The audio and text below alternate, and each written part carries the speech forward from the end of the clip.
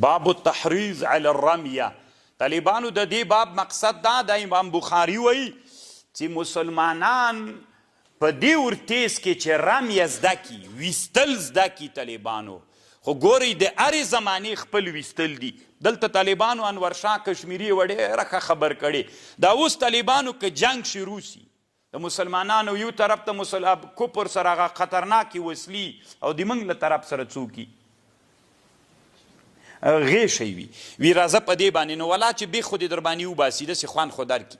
امام انور شاه کشمیري صاحب دغه باب کې لیکلي په فیض الباري کې وی د بخارا باندې چې کله روسانو حمله کوله نو بیا د علماو نه پوښتنه وسوه. ګوري طالبانو د علماو دومره کله کله بعضې علماو چې ویده علماوي د دوی له لاسه اسلام ته دومره ضرر رسېدلی. کله روسانو چې دغه اسلامي وطنونو د بخارا ته راتلل نو علماو نه حکومت غوښتنه وکړله چې موږ به وسله جوړه کړو. دغه وسله چې له دوی سره د وا به یې خلو جوړه به یې کوئ. دوی ورته ویل نه په غیوشو جنګ کوئ دا بدعت ده، په غیشو جنګ کوئ دا بدعت ده. نو همغه و چې دغه منجمدو علماو خبره ومنل سوله. تر ننه پورې بخارا و سمرقند و تاشکند و نصف و دا ټول بلاد طالبانو نن استعمار لاندې دي، د وروسته استعمار لاندې دي، مسلمانانو ضمیرونه پکې مړه دي. علت یې څه شی و طالبانو ورونو؟ د علماو نه متقیزوالی بیداري وله.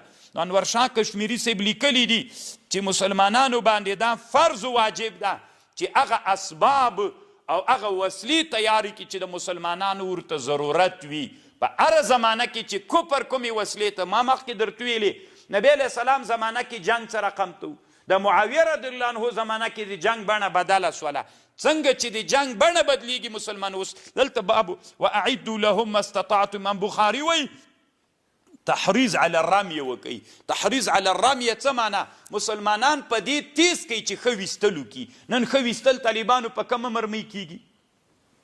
په پرمختللو ډرونو باندې کیږي که نه؟ چې ډرون دلته طالبانو چې دلته شنګ ورکړي که نه د عربو په بحر کې هلته د امریکایانو بیړۍ پې باندې وولي بټنه دلته کېکاږي بلا وهلی داسې مزل کوي رواني که نه 2000 کیلومتره لاړ سي هلته هدف وولي. دا ویستل د نن زمانه ویستل څه معنا طالبان؟ موږ جنګ وینو، د اسرائیلو جنګ هم وینو. یعنې ښه مثال یې دا ده اسرائیل ویستل کوي که نه کوي. لبنان ولي څوک ولي؟ ایرانیانو تل ابیب وویسته هغوی بیرته څوک ویستل دي که نه؟ نن ویستل زمانه څه شی ده؟ دا د ویستلو زمانه ده. هره زمانه کې بل ګوري طالبانو تاسې آیات ته غوږ ونیسئ. واعدوا لهم تیار کوئ دوی دپاره ما استطعتم من قوه هغه چې تاسې په وس کې وي له قوت نه ومن رباط الخیل ترهبون به داسې وسله تیاره کوئ چې دښمن پې وویروئ.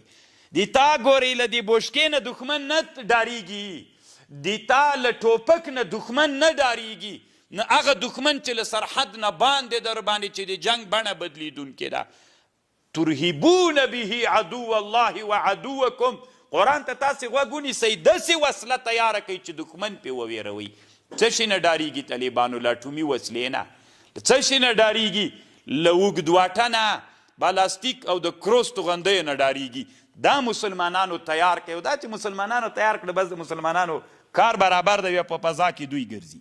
خو دا طالبانو علومو ته مباح ویلي دي یتي خو نو.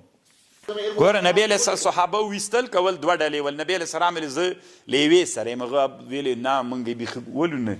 وایي ولې نه ولې؟ وایي ته له یوې ډلې سولس. وایي که زه منځګړی. نبی علیه السلام منځګړی سو. بیا که نه کله کله خو به م کړي ده بعضې لوبې به مې زه یو نفر منځګړی پکې